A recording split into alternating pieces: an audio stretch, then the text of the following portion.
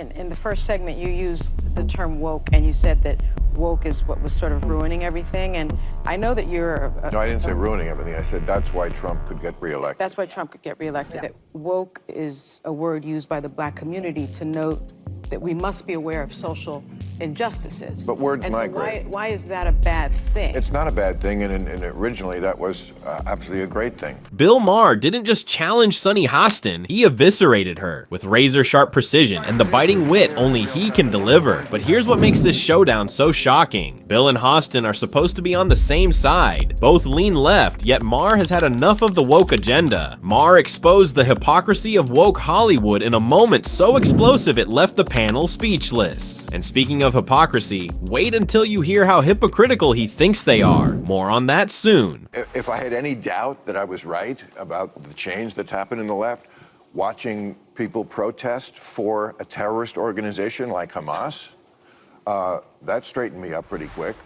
Yeah. Bill Maher recently appeared on The View to promote his latest book, but what we thought would be just another PR stunt quickly spiraled into an all-out verbal flame-throwing showdown. A man who's typically left-leaning shocked everyone by completely turning on his own side, and no one saw it coming. It was like barbecue night, and the woke mob was getting roasted alive. The chaos kicked off when Sunny Hostin tried to back Maher into a corner, questioning why he was weaponizing the term woke.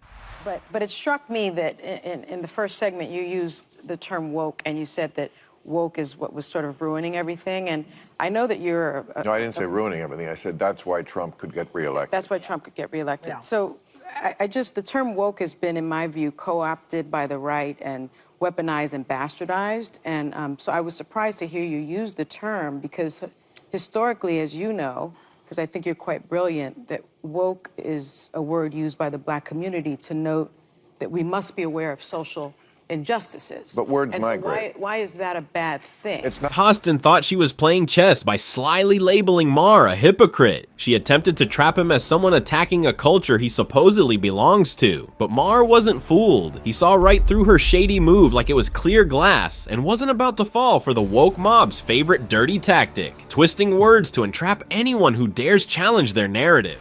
Not a bad thing, and originally that was absolutely a great thing. Alert to injustice, who's not for that? But words do migrate. Now, I'll use any term you want, Okay. because maybe that is a word that's triggering, and so let's not use that word. I don't know, want to call it the super far left? But Bill Maher's first move was brilliant. He completely sidestepped Hostin's trap by declaring that words evolve, and what one term means today could have an entirely different meaning tomorrow. So he didn't use woke in its original sense. He used it the way the extreme leftist mob had twisted it. Hostin probably thought she'd watch Maher buckle under the hypocrisy accusation, but instead, she walked straight into his setup. Maher flipped the script, forcing Hostin to swallow the very trap she tried to set for him. can't say it enough. I think they're the bigger threat. But don't tell me that the left hasn't changed. Mm-hmm. I mean, I'm old enough to remember when it was the conservatives who hated the Jews. Yeah. Okay. That was a joke. But, Too dark. Well, maybe it is, but it's true. I mean, you know, if I had any doubt that I was right about the change that's happened in the left, watching people protest for a terrorist organization like Hamas, that straightened me up pretty quick. Did you catch that? Bill Maher, a lefty through and through, got his mind blown when he saw the woke mob openly backing the terrorist group Hamas. Yes, Hamas. The same group that believes Israel should be wiped off the map. Charming, right? But hold on, it gets worse. Their sick ideology has fueled endless attempts to eliminate Jews, not just in the region, but around the world. And here we are, with these so-called woke warriors having the audacity to point fingers at Israelis, as if merely existing is a crime, while cheering on Hamas's twisted genocidal mission. Maher, despite all his liberalism, is just as shocked by this insanity as the rest of us. Well, I mean, it's just astounding to me that they can't tell the good guys from the bad guys. I mean, just morally. I mean, let me tell you, if you're for Hamas, just live in Gaza for a day. And I'm not talking about while the war is on. I mean, before the war. Trust me, you would go running and screaming and begging to live in Tel Aviv, a place that has your values. I mean, women have no, I mean, Maher nailed it when he called out the women on The View, including Hostin, for choosing to live in Israel over Palestine. Why? Because Israelis share values that mirror American society. Let's be real, none of these so-called woke warriors would last 5 minutes living under Palestine's strict laws that oppress women. Maher didn't hold back, exposing the woke crowd's hypocrisy. They scream about Israel, yet wouldn't survive under Palestine's brutal rules. The glaring gap in women's rights between Israel and Palestine was laid bare, and suddenly the woke mob got agitated. They couldn't handle the truth. this is a show watched by a lot of women. Women have no rights in this place, and a lot of majority Muslim countries around the world. I mean, there is no equal rights as far as speech, dress, opportunities for education, reproductive rights, freedom from sexual violence, freedom from sexual harassment. The LGBTQ community as well. Yes. That too. But you throw around the term apartheid. There is a gender apartheid in a lot of the world where women are second-class citizens at best.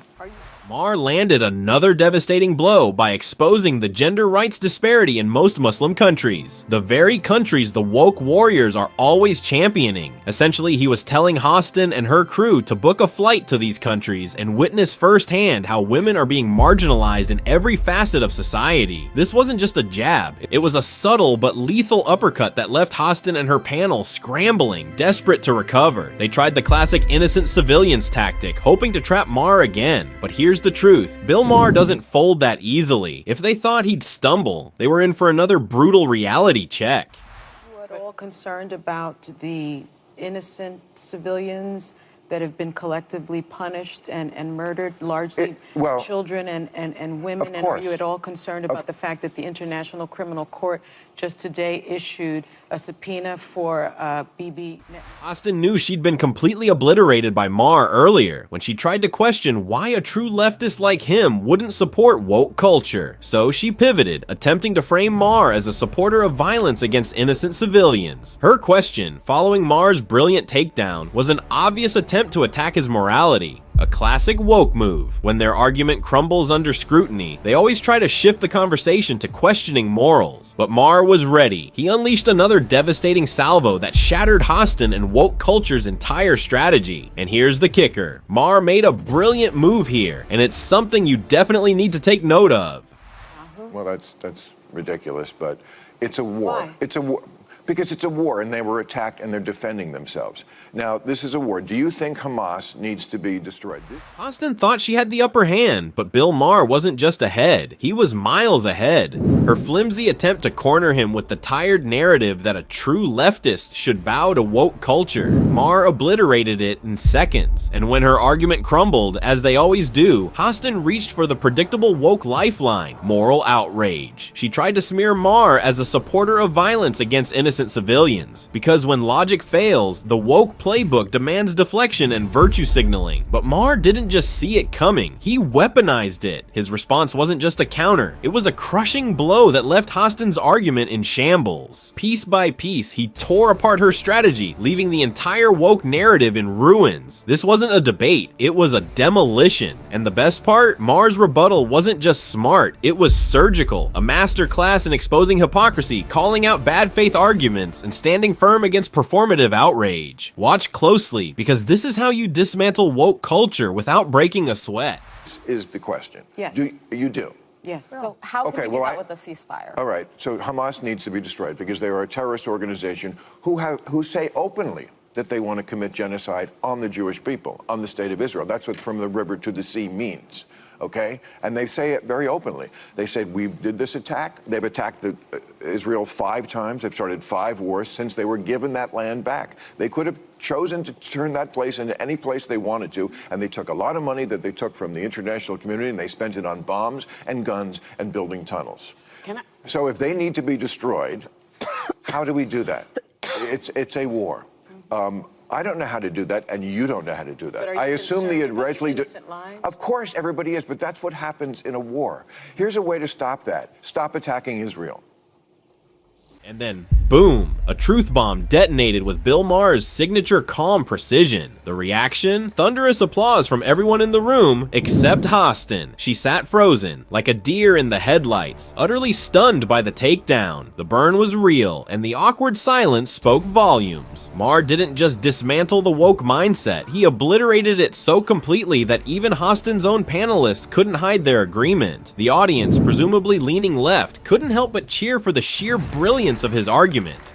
Maher doesn't just debate, he dissects. He knows the woke playbook backward and forward, and he exposes its absurdities with ruthless precision. But wait, he wasn't finished yet. The grand finale was about to unfold. When Whoopi Goldberg boldly asked if the media manipulates the news to fit a narrative, Maher didn't just respond, he delivered the knockout punch. His answer wasn't just sharp, it was a brilliant expose of the truth that left no room for argument. This was the moment that sealed the deal, and you don't want to miss it. Yeah. You know, it's just nothing. Yeah. And it's narrative over truth. You know, I mean, it's not like when I hear people talk on either side of it, I always think they're lying. They're just telling me half of it. Yeah. And I never trust them anywhere until I check out the other half. Yeah. Once again, Bill Maher ripped into the woke agenda with his signature wit, coining it as the narrative of truth. For the ultra-left, truth isn't a priority, it's a casualty, their real mission, forcing their narratives down everyone's throats without room for dissent. Truth gets sacrificed for convenience, and anyone daring to challenge them, canceled and erased. This is exactly why Maher refuses to hop on the woke bandwagon. It's packed with people pushing ulterior motives, intent on dismantling the cultural and traditional foundation America was built on. Maher's bold stance didn't just silence the room, it sent shockwaves through it, even winning him unexpected applause from the right. And did you catch Hostin's face during all this? She looked like she'd seen a ghost, squirming in her seat, desperate to escape the heat. But of course, she wasn't about to let Maher have the last word. In a final attempt to reclaim her footing, she accused him of abandoning his liberal woke values. But Maher, ever unshakable, had the perfect clapback locked and loaded. There's old school liberals, which I would mostly count myself as, old school conservatives. There's still some of those You've left. changed, though. Wait, what are the other two? Go ahead. Well, What are the other two? well, that's what that's what I was trying to find out in this book. I don't think Yeah. I have. And you know, we were saying in the break we have to come up with a new word for woke. Let's have a contest because this is a word that's triggering. But I mean, those concepts that are different than they were 5 years ago. Bill Maher didn't hold back in calling out the warped version of social justice championed by the woke mob. As an old school liberal, he made it crystal clear that real social justice is about helping people improve their lives, not enabling their misery under the guise of acceptance. To illustrate his point, Maher used a striking example. He explained that an old school liberal would work to get homeless individuals off the streets and into safe, comfortable shelters. The woke crowd, on the other hand, they'd rather leave those individuals on the sidewalk, insisting it's society's duty to accept the situation and canceling anyone who dares to speak out. And remember when we teased that Maher would expose just how hypocritical the woke mob is? Well, here it is. His takedown unveiled the most extreme hypocrisy they've displayed yet, masking their agenda under the guise of compassion, when it's really just a smokescreen for their own self-serving interests. Show. Yeah. And homeless was a term that I thought we kind of came up with because people were calling them bums and Yes. vagrants and hobos. Yeah, now that's homeless. the word. Now, no. It's unhoused. Well, it's now. people Unhoused, experiencing unhoused. homelessness. But they're experiencing it on the street. Yeah. Okay, the liberal view of that was for compassion's sake. We're the liberals, we're compassionate. Let's get these people off the street. Yeah. That's not the view of the, whatever word we're going to come up with for this. Their view of the homeless is they're an endangered species that needs to be protected in their natural habitat. Living their best life under a bridge. You know, that to me is crazy. That's the kind of things, I haven't changed on that. I still think we should get these people off the street. That's the compassion sake. So I didn't change, they changed, and there's lots of examples of that. Bill Maher's appearance on The View wasn't just a casual chat, it was a masterclass in obliterating woke hypocrisy. From the moment Sunny Hostin tried to corner him, Maher dismantled her with the calm, precision, and devastating wit of a seasoned pro. The woke mob didn't see it coming, and judging by their collective collective meltdown, they're still trying to recover from the fallout. But Maher didn't stop there. His sharp critiques aren't reserved for just the woke crowd. He's also called out presidents who, in his view, are backing ultra-leftist groups and causes. During his time on The View, Maher even took a swipe at President Biden, questioning how his age might be impacting his effectiveness as president of the United States. Presents as old. It's not really fair. No. Because he's almost the same age. Trump is almost the same age as him. I know. But Trump doesn't present that way. You know, you look at somebody right away, you can kind of just sum them up. I mean, we are not young, but we don't present as old. Yeah. Biden does. I saw him yesterday making that speech. Yeah. I mean, I'm sorry, he's cadaver-like. Ouch, this one's got to sting. Being branded as incompetent and unfit to run the most powerful country on earth is brutal enough, but being compared to a cadaver while you're still breathing? That's a roast level annihilation. It also ties perfectly into the widely discussed theory that Biden isn't really in charge of the White House, that he's just a puppet with the real power players pulling the strings behind the scenes. Maher's appearance on The View wasn't just a headache for the woke mob, it was a full-blown migraine. His razor-sharp rhetoric and devastating quips left Sunny Hostin looking like she wished the floor would swallow her whole. By the time Maher dropped his final truth bomb, Hostin's arguments were obliterated, and the woke mob's fragile narrative lay in ruins. They never stood a chance. And that wraps up today's video. If you loved this takedown, smash that like button and subscribe for more epic demolitions of the woke mob. See you in the next one.